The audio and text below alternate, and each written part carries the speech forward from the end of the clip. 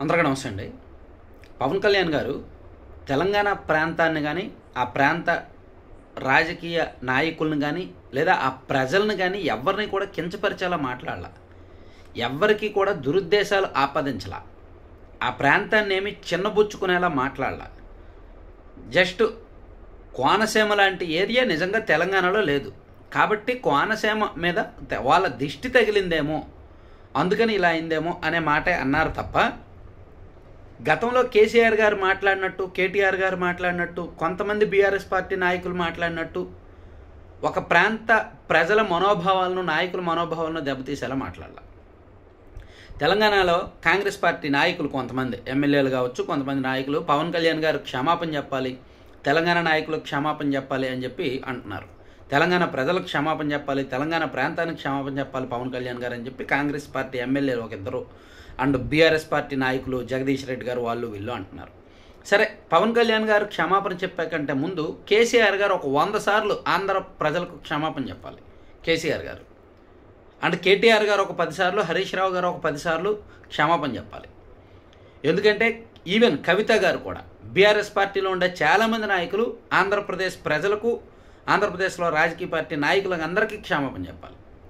కేసీఆర్ గారు ఒక 100 సార్లకు పైగానే ఉంటాడు ఆంధ్ర బిర్యానీ, పేడ బిర్యానీ అని, ఆంధ్ర వాళ్ళు సరిగ్గా ఉండరని, ఆంధ్ర వాళ్ళు అలాంటి వాళ్ళని, ఆంధ్ర ప్రాంతం అలాంటిదని ఇలాంటిదని, వాళ్ళని ఉండనియమని, వాళ్ళు దుర్మార్గులని, వాళ్ళు దుష్టులని ఇష్టం వచ్చినట్టు మాట్లాడాడు ఆయన.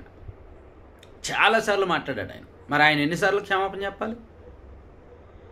ఇప్పటి వరకు కూడా ఆంధ్రప్రదేశ్ రాజకీయ నాయకులు ఎవరు కూడా తెలంగాణ ప్రాంతాన్ని కించపరిచేలా మాట్లాడాల. ఏ ఒక్కరూ కూడా, చంద్రబాబు గారు కానీ, ఈవెన్ జగన్మోహన్ రెడ్డి గారు కూడా ఎప్పుడూ తెలంగాణ ప్రాంతాన్ని కించపరిచేలా మాట్లాడాల. కానీ తెలంగాణ వాళ్ళు మాత్రం ఆంధ్రప్రదేశ్ ప్రజలను, ప్రాంతాలని కించపరుస్తూనే మాట్లాడుతూ వచ్చారు. ఇన్నాళ్ళు ఆంధ్రప్రదేశ్ వాళ్ళు ఎవరు మాట్లాడాల. పవన్ కళ్యాణ్ గారు కూడా తెలంగాణ వాళ్ళని కించపరిచేలా మాట్లాడాల. జస్ట్ కోనసీమ కొబ్బరికి దిష్టి తగిలిందేమో అన్నారు. నిజంగా ఒక విధంగా అతి చేస్తున్నారు తెలంగాణ వాళ్ళు. పవన్ కళ్యాణ్ గారి మాటలను వక్రీకరించి అతి చేస్తున్నారు, ఓవర్ యాక్షన్ చేస్తున్నారు, ఓవర్ పాలిటిక్స్ చేస్తున్నారు, అవసరం లేని వివాదం సృష్టిస్తున్నారు. నిజంగా తెలంగాణ ఆంధ్ర సెంటిమెంట్స్ విషయంలో ఆంధ్రప్రదేశ్ నాయకులకు సిగ్గుశరం కూడా ఉండదు. ఒక పచ్చిగా చెప్పుకోవాలంటే సిగ్గుశరం ఏమి ఉండదు.